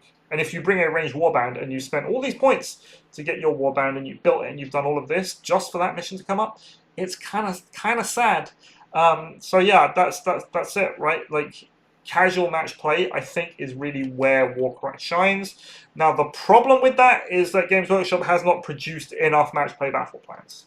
Flat out. They simply haven't. There's the 6 in the core rulebook. There is Tangled Nullwood 1 and 2, which was only really produced for Warhammer World, but they're not really, like, if you want those mission packs, you either need to find them like from a third party, or you need to go into Eventbrite, go into a Warhammer World event, and download that mission pack. There was the one in White Dwarf, and then there was the Nullwood Rumble pack, which was very specifically designed for like after school leagues getting in much quicker games than Warcry, and it's heavily skewed towards different kind of builds. So I think some of the onus is on Games Workshop to start producing more match play battle packs and making them more accessible to people, so that this idea of casual match play can really take off within the community. Because I think at the moment the community is very much divided. It's either, oh, you guys are casual players because you like to draw from the decks, or you guys are complete cutthroat tournament players because you play match play. And that's not what match play means. Match play just means that players are on a more even footing from the outset, as opposed to drawing randomly from the decks. That's what it means. Bamboo is going. We're doing it. We are slowly doing it. Like, once I get all the dry brushing in and like the second layer of washing, we're actually almost done. I think we're actually getting through this blooming terrain. There we go. Let's try and not get the yellow on the green, please. Right, these trees will be brown. I gotta go. Some orcs painted. Thanks for company. No problem, Martin. Happy to have you as always. I'm glad that my ramblings were not too boring for you. There we go. Cool. Oh, yeah. Anyone else has any questions? Warcry otherwise. Happy to answer. Happy to answer. If not, I am painting away. We're going to make an actual effort to try and finish as much of this as possible, because I really am running out of time. Right, I got less than a month left.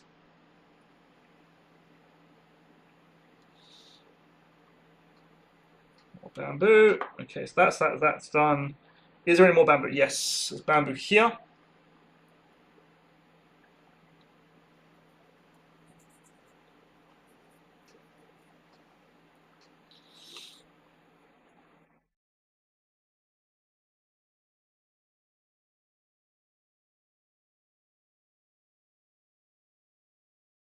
Yeah, there's going to be a lot of dry brushing on this after this is all done. Nice. Okay. Right. What else can I do? Purple tongue. I'm just thinking of stuff that I can do that doesn't involve me touching this yellow, because it kind of needs to dry before I dry brush it and do more washes. I do the brown. Brown? Yeah. Okay, let's do brown. All right. What do I need? What do I need? What do I need? Wildwood. Wildwood is what I need. Okay. Here we go. Thank you for the whole yellow. Ah. Oh no. Oh shit. Uh-oh. Let's try and fix this. Okay, we are kind of fine. Nice. Like, none of this is sealed yet, so... Sticky fingers, you know? Oh, God. What have I done? No. Alright, let's carry on. Try and not touch anything. So what we're going to be doing now is all of this. And then after all of this is done, this will all be dry brushed again, right? So it will all kind of look better, I promise you. It's just these are like the first layers, and then once we get all the dry brushing on, I can go in, pick out all the detail, like all the little bones and stuff I can do, and it'll look fine.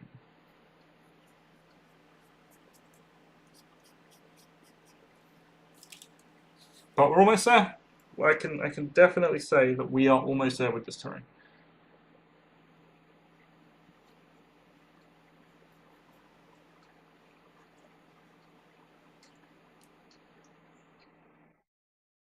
Okay. Now, any questions, anybody? I'm happy to take them.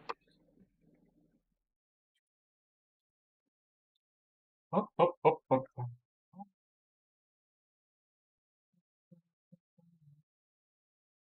God, is this what I did? Okay, let's not make a mess.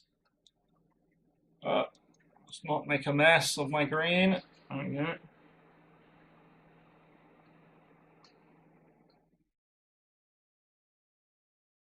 Demetrios is in the background there, just like laughing at my amateurish painting techniques. Not many people know this, but he's only actually been painting for like a couple of years, but he got real good. Just saying.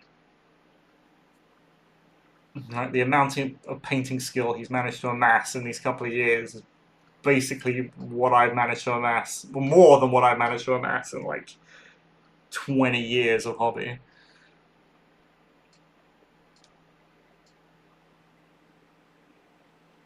I'm distracted playing Oblivion Remastered. I need to update the Gantt chart, yes. Oblivion Remastered. You know, I never actually played the first Oblivion. Oh wait, well, Oblivion for Oblivion Remastered to do.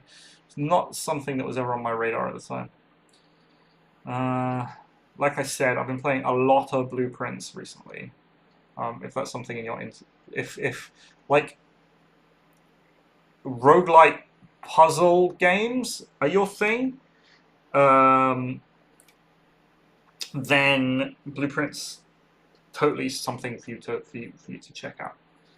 It's the only kind of game. It's the kind of game you can really play. Like I say, it's the only game you can really play once. Like there's a real hard gameplay loop. Not hard. There's a gameplay loop you have to go through. But once you've completed it and once you've completed all the achievements, there isn't really a reason to go back and redo it. But you know that's fine, right? If there's one thing I learned from playing Outer Wilds, and that Outer Wilds is probably like I played it last year or the year before, I think. And it was basically my game of the year for that year. Yeah, play Blueprints. Blueprints is wonderful.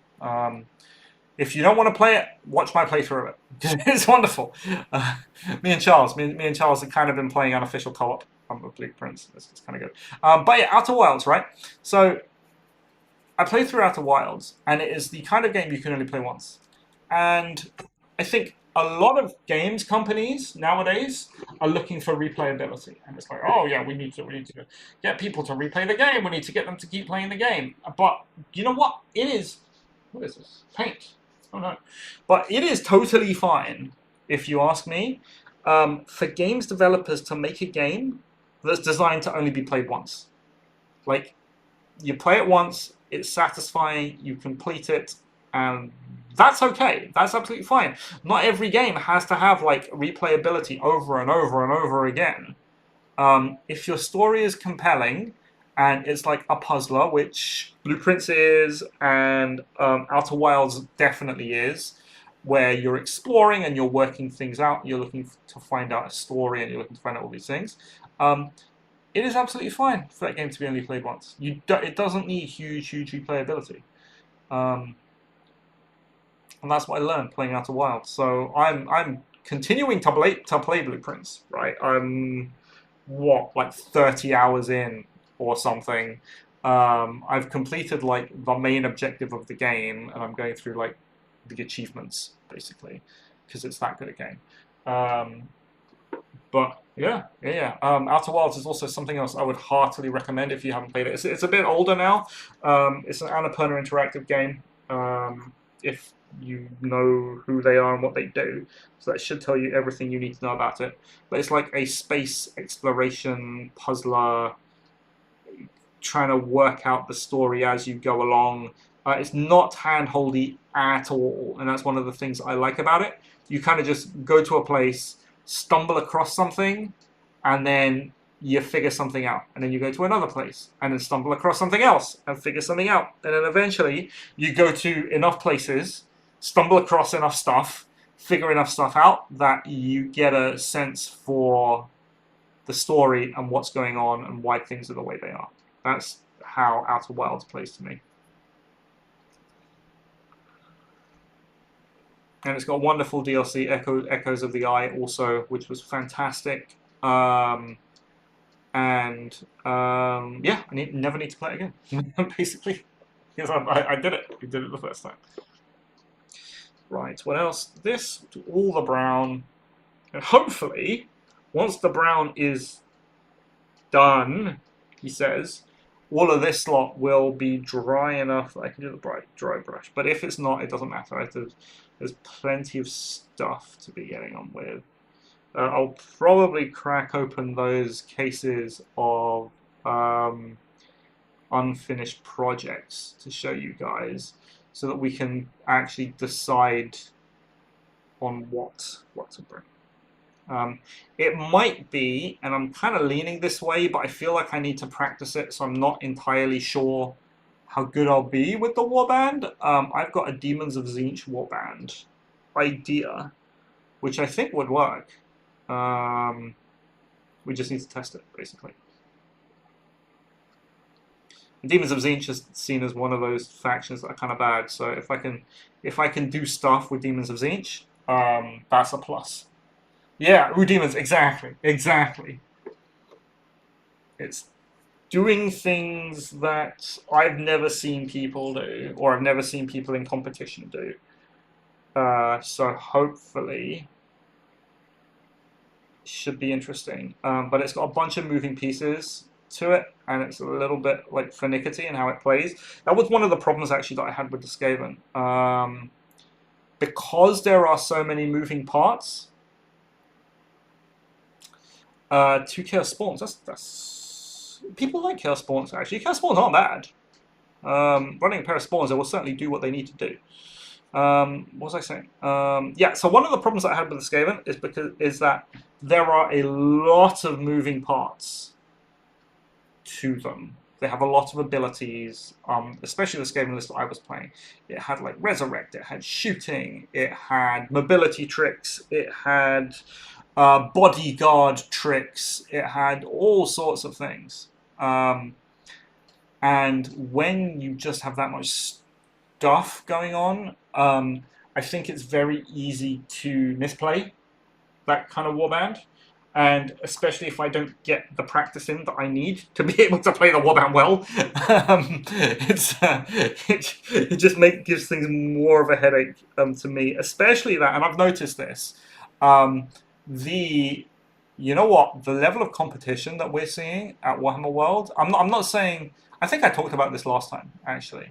I'm not talking specifically about the lists, right? I mean, people bring good lists. They bring good lists. Right? That's just what it is, and that's how it is. I'm talking about people's play skill and playability is only going up at Warhammer World,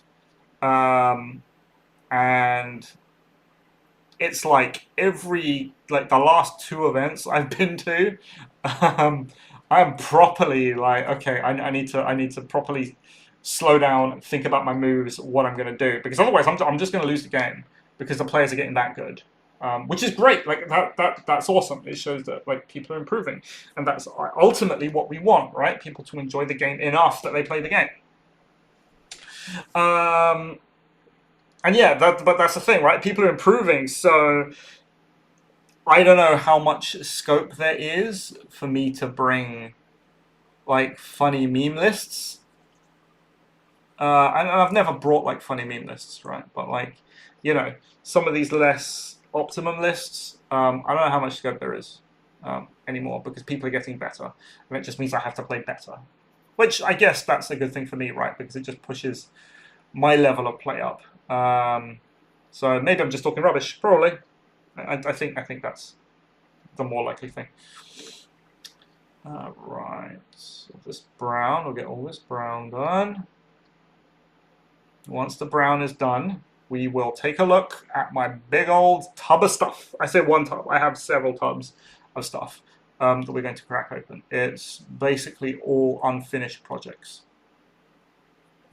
Because I've got like 1,000 different modeling projects like on the go at any one time, 99% of which are like never going to see the light of day. I ran a dumb list with a Slasher Crone and 7 Harridans. So, fun fact, before the points update, the Slasher Crone and Dreadscythe Harridans were the most points efficient damage dealers in Nighthaunt. So much so that my first ever event that I went to, it was like my Jesus, what is going on here? Let me clean my hands. The first ever event that I went to, Warcry event, which was incidentally also like my 5th ever game of Warcry, I went with Nighthaunt, and I ran a Slasher Crone, and I ran Dreadscythe Harridans. They did pretty good. I mean, I came like 3rd in that event, so it was fine. I went like 3-1. So, they are not that bad. The only problem with them is that nowadays, because they're like, what are they, 90 points? Dreadscythe? I can't remember. 90 points, 100 points or something? They just kind of made a paper, which is the big problem. And they also only have strength 3, which means they kind of die to counter. But, that being said, the battle trait does exist for Nighthaunt. So there's definitely a possibility there to do things with them. I don't think they're necessarily bad. I think there's like they can definitely do something. I mean, they've got net, right? They've got a net. They've got a lot of attacks. They got a decent damage profile. They got the battle trait. They got resurrect off of the Dreadscythe. So I don't think that they're all that bad. Just saying. Okay, brown on tree is done. You can go in here. I'm swiftly running out of desk space. Is there any more brown I need to do? You? Yes, a little bit here. Here we go. Last bit of brown. And then I'm just going to leave all of this to dry thoroughly. Do the dry brushes. do the washes, and then I will have finished this terrain piece, and then don't have to think about it ever again, he said. Until Demetrios wants to put on like a, what, like 60-man event or something, and I need to paint more terrain. Maybe next time, actually. So, yeah, maybe, I don't know. Depends how many people we get coming up to Tabletop Scotland. But if we can put 48 boards, what on earth am I talking about? Not 48 boards, enough boards for 48 people down. I'm pretty sure that there are some gaming clubs in the UK that are going to be happy to donate terrain to us if we run them at other big events. So maybe we can go bigger. But I think for the time being, I've spoken to Demetrios about it, and he's really focused on putting on the best event that he can for the players, because UK Games Expo is basically going to be his biggest event, I think. I'm pretty sure. And everyone should have a good time, right? If he's going to put on an event, it's going to be the best Warcry event you've ever seen. So I think it's going to be fantastic. That's why I'm going, mainly. Right, so all of this is drying. We're going to leave this to dry. I'm going to pull out my big old case. My big old case of stuff. Let me move this without getting green or yellow or brown all over the place. Oh, whoop. God, I dropped something. That's not good. There we go. Okay. Right. Already, it's looking all right. It's almost looking like it's done. Okay, right. Okay. Question: what are we going to be taking at UK Games Expo? That's a good question. So, I've got options. Yeah, you don't know what this. Okay. These are my boxes of unfinished stuff. Warcry is fun until people bring a Gorgon Warpack. Look, Gorgon Warpack has its own problems, right? It can't win every mission type. It basically has immense trouble on treasure missions, and it's limited in its damage output. I know it's fantastic, but it is ultimately limited. Right, so let's see what we have. I have a bunch of options here, which will be in contention. So let's look at Zinch. Right. Let's look at Zinch. Okay. So I built this bad boy. How do I need to? Oh, okay, this bad boy. Okay. This is Hexmore, right? Because I wanted a Vexmore for my Zinch Warband, and I'll tell you exactly why. So it's basically Vexmore. We're going to be running a. Is this a Pyrocaster? I think this is a Pyrocaster. This is not the hero one. The Exalted Flamer of Zinch. There we go. So it's like Vexmore, Exalted Flamer of Zinch, and then like a bunch of horrors. It was like a bunch of horrors. And we are running. Is there more? There are more. Amazing. Amazing. More horrors. So half of these horrors are for splits, and the other half of these horrors are like actual horrors. Because we're going to split. And the whole point in this one is to use split mechanics, right? So we've got the. What is this? This is an iridescent horror. And what we're going to be doing with the iridescent horror, this is kind of in one part influenced by what Toast did. Toast was using the Spite Divine Blessing to get the free reaction off. So the idea is we have the iridescent horror with the Spite Blessing. Its stats are okay. It's about 200 points if you pay for this. It's got a shooting attack. It does what the shooting attack does. But the idea is you put it onto an objective. You shoot, which is fine, or you move shoot, or do whatever it is you're going to do with this thing. Someone attacks it. It goes, okay, that's fine. It doesn't matter if I've already gone or not. I'm going to split into two. It goes pop, turns into a pair of blues. Turns into a pair of pinks. Pinks or blues? Blues. Turns into a pair of blues, and then the blues turn into iridescent horrors. So the idea is, on an objective game, you always have to go at least 2-1. 2v1 against it, because otherwise it is going to beat you. We are going to be running Hexmore. This is my I wanted to do this conversion for the longest time. This is the giant case wig. It makes for like a massive, like a really cool, super large horror. Gorger hands, believe it or not. Gorger hands, Gorger arms, maybe, I can't remember. But yeah, so we're going to be running a Vexmore, and I know, it's Vexmore. Why are you running Vexmore? All of this stuff. But, like, without Vexmore, the Warband really has no, like, immediate, like, punch. But Vexmore kind of solves all those problems, and it looks like Slimer. It totally does look like Slimer, yeah. Vexmore solves all those problems. I know it's not great, but it just is what it is. But there are some Tzeentch models that we can take to kind of get around its downsides. If we look into Ephelim's Pandemonium, which is somewhere around here, if I can find it. Ephelim? Ephelim, yeah, Ephelim's in this box, right? That's why I use Chaos Spawns. Yeah, exactly, right? Chaos Spawns kind of do that job for you. I need something with even more punch than that. And something that I could just sit somewhere, and my opponents will go, oh, I don't want to go near that. It's more for zonal control than that. But if we look at Ephelim, we can take Apatrax. Here's Apatrax. Apatrax has the pull. So we can use the pull things into Vexmore. Vexmore can attack them. That all works. We can bring one more member. I think it was Flamespooler I was bringing. Which one's Flamespooler? Not that one. Flamespooler's the bad one. This one.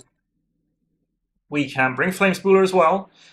So we get to do teleports. We get to do pulls into Vexmore.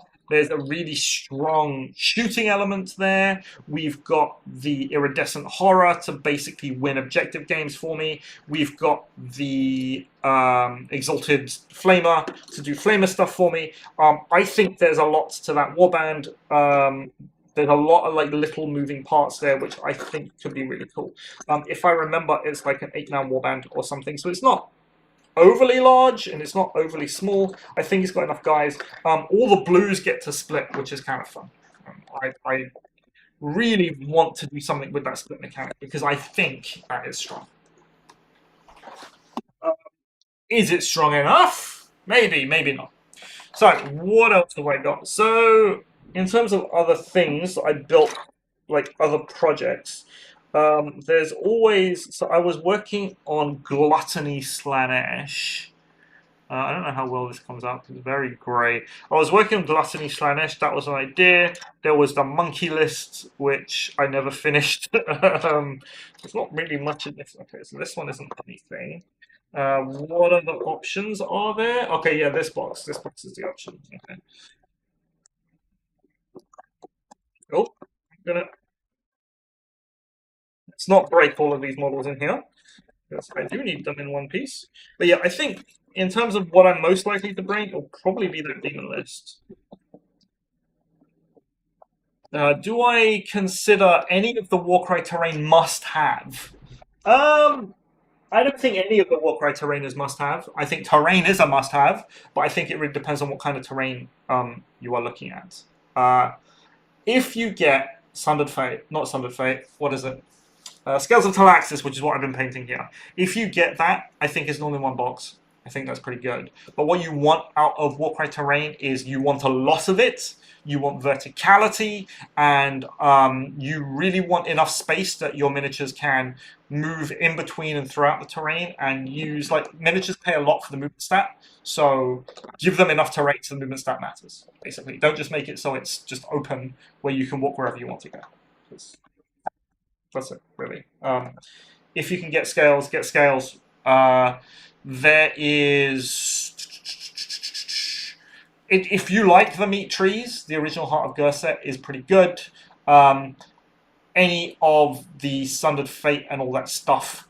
Oh yeah, and also, yeah, of course, the original terrain. If you can find the original starter set, the Warcry 1st edition starter set, that's amazing. That terrain is great. Same with the one with the sluices and like the mine. Red Harvest. If you can find Red Harvest, buy Red Harvest. Red Harvest is also awesome. Right, so another option for me, what is it? What's in here? I've got Dark Oath in here, which isn't the option that I've been looking at. Oh yeah, here's more of the Gluttony Slanesh that I was doing, right? So I got this handsome boy. Look at him. I don't know what I'd use him for, but he's sitting on his Giga chair. Handsome boy is for another day. But, so the option was for I went through this whole thing where I was building stuff for out of Blood Bowl Amazons, right? And here they are, right? So I was building Amazons basically to play them as Hunters of Huanchi. Yeah, not bad. Give them spears. They kind of work. And the big centerpiece model, I was playing a Slan in that army. And the big centerpiece model was going to be a Slan, but of course you can't just bring a Slan because Slans are boring by themselves. So I was building this beast of a model. Where is the actual model that goes with it? This is just a base because it has to be the right size. Here it is. Yes. Yes. Okay, so this goes click, and it's huge. You've got like Serpent Priestess on top of Aztec ruins, and this was going to be the centerpiece model for the Aztecs. What are they called? I've lost it. Amazons. This was going to be the centerpiece model for the Amazons, and I really want to finish this project. Just saying that the problem is that I have with this list is that it is not a soft list at all. It's basically like Aslan and Pock and what's his face, Haskell Hexbane, and yeah, thank you, Demetrios, and like Huanchi's Claws, and it is like the most tuned of tuned lists. But like the ideas that I had for this are kind of wild. Oh, look, see, I've got all the Amazons going on. I never. Ooh, I'm not focusing. There we go. I never actually finished the Amazons. I finished building them. I just never finished making them. So that's another idea. So it's between them, that, and the Amazons. Really, it depends how hard I want to play. If I want to win-win, I'll probably go for the slam list. But it will look cool whilst I do it. I have ideas for a Dark Oath list as well. It will not include a Wilder Fiend because the Wilder Fiend, I believe, is a trap if you're playing competitive Dark Oath. I think it takes up too many points, and I think it means that you don't have enough fighters left to do the things that you want to do. You've got things like the Dark Oath War Queen that has a very good free move ability that you can bring if you focus on basic marauders, right? And that's really where I'd go with that one. Oh yeah, what is this? I made this. I don't know what for. It's just cool. Big spear, big claw. So that's another option. That's option number 2. Option number 3 is what I said that I was gonna bring. I was gonna bring it to Warhammer World. I can't remember why I didn't bring it to Warhammer World. I think. Oh no, I remember why I didn't bring it to Warhammer World. Tarantula Brood happened. So yeah, Tarantula Brood happened, which means that I did not bring this warband. Right, there's a whole bunch of. What was I doing? I was like, Firegeist. So it's got nothing to do with this. Yeah, so it was basically the warband was like a Wield of the Blade, and then it was running like Death's Best Hits. So I wanted to make it like really big and really like run all the best. I mean, I say the best. Run all the interesting zombies, right? So I've got the electric zombies. I've got Zondara, and her zombies. Where's the rest of them? Well, you got this guy. You got that's a wolf. Here we go. So it's like all the electric zombies. Zondara and her ones. Yeah, Zondara and her ones. And then you run And then there was enough space for like one model, right? So I was thinking about this dude. This dude has we're playing Flesh Eater Quartz. This guy has the infected bone, where he can give the bone to people, and then basically what happens is that they have the choice whether to use their abilities or not, and they can either, it's like you roll a dice at the end of the turn, and either they die or they don't use their abilities. Are the other two options. And I think as a control piece, New Flesh Eater Quartz have a lot of really interesting control pieces. They got this guy, they got the guy with the meat wig, who's also cool. I think he's a net, I can't remember specifically, but as a warband, I don't think Flesh Eater Quartz have been explored enough. I think there are things that Flesh Eater Quartz can do, especially with all of their control pieces. So I wanted to look at one of those control pieces and see how to build them. And that was kind of where this warband came in. So it's very big, uses all the special zombies. It has a lot of bonus activations thanks to Zondara. It has the ability to bring things back to life thanks to the Wood of the Blade. It's got interesting abilities thanks to the electric zombies. Which aren't that slow, by the way. It's got interesting control abilities thanks to the Flesh Eater Quartz stuff, and it's basically Death's greatest hits, all condensed into one warband. And that was my idea. I really want to bring Daintalos, but there's no space for Daintalos, unfortunately. That was my idea. I didn't play it because I ended up playing Tarantulas Brood, and I found that ultimately it's a good warband. Right, and it is a good warband because there are no wasted points in this warband, right? My problem was that I found that it basically drank double, and there was never enough doubles in the game for me to do everything that I wanted at once, and that's probably one of the big balancing factors of the warband, right? Yeah. It's so easy to make. It's like, oh, you buy the electric zombies and you buy Zondara's Gravebreakers, and that's basically most of it. That's the core of it. But yeah, that was always the problem that I had during playtesting was that I never had the ability to do everything that I wanted, and it always felt like there was something missing in terms of what I was doing. Which is probably a balancing factor, to be honest, in the warband, because ultimately, you don't want it to be able to do everything that it can do. But it's totally a good warband. So that's it, right? Those are my options. I think out of those options, what I'm most likely to bring is the Tzeentch warband, because not that many people bring Demons of Tzeentch. So I think that's totally doable. But yeah, we'll see. I've got just under a month to do it. I'm going to finish all of this. I might finish it off camera and then start painting the warband next week. I might do that. But we will see. Yeah, you want to see demons. All right. Maybe we'll bring the demons. We'll probably bring the demons, because I think people haven't seen what splitting demons can do yet. A little bit of... there was a couple of people messing around with it really early on in Warcry. But I'm going to try and push it. Who knows? I might just take blues and give them all spite and then just watch them multiply into Brimstone Horrors and win every objective game for me. that could be a thing. Who knows? But that's it. That's really what the idea is. But anyway, right. So we've been going for. Remember what was your list, Dimitrios? I cannot remember. Do tell.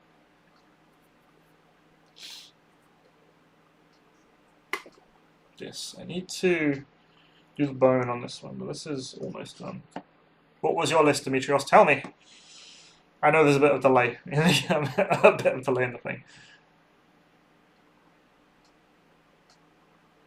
Can't find it. Very good. Okay. Later on, we will find out what Dimitrios' list was, and we will see if it's any good. But anyway, right. So, I've been going for a couple of hours now. There's not really any more that basically FLM and Horrors. Yeah, something similar. Maybe FLM might come. I have a list with FLM. It's like you don't bring Vexmore, you bring FLM. No, it's not Vexmore. You don't bring the Exalted Flamer, and then you can bring FLM instead, and you can bring a bunch of guys. Right? And you can do that. But I really like the Exalted Flamer. I think it's an awesome tech piece. I think it can get into really weird and wonderful places because it's got fly and it's got a massive move.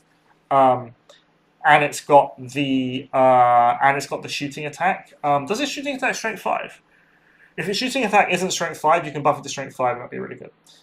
Anyway, Exalted Flamer, I really like it. So, yeah, anyway, we've been going for 2 hours. Basically, there's no more that I can do here, so I'm going to wait for this next time. I'll probably finish it off screen, then we'll do something else next week to actually get into it. Thank you very much, everybody, for joining me here and basically dealing with my insane ramblings. Means a lot to me. And yeah, we will see you next week with more Hangout and Hobby. Have a good weekend.